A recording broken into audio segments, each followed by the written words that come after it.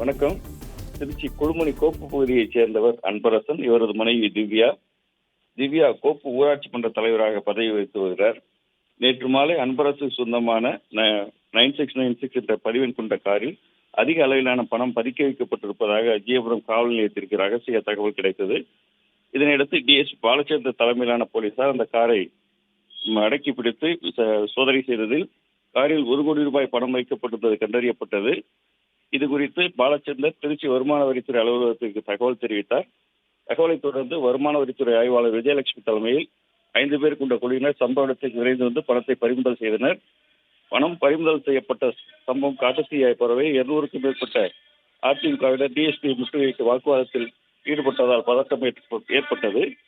எனவே பாதுகாப்பு பணியில் கூடுதல் போலீசார் வரவழைக்கப்பட்ட தொடர்ந்து நிலைமை சீரடைந்தது. பறிமுதல் செய்யப்பட்ட பணத்துடன் திவ்யா வருமான வரித்துறை அலுவலகத்திற்கு அழைத்துச் செல்லப்பட்டு அங்கு விசாரணை நடைபெற்று வருகிறது.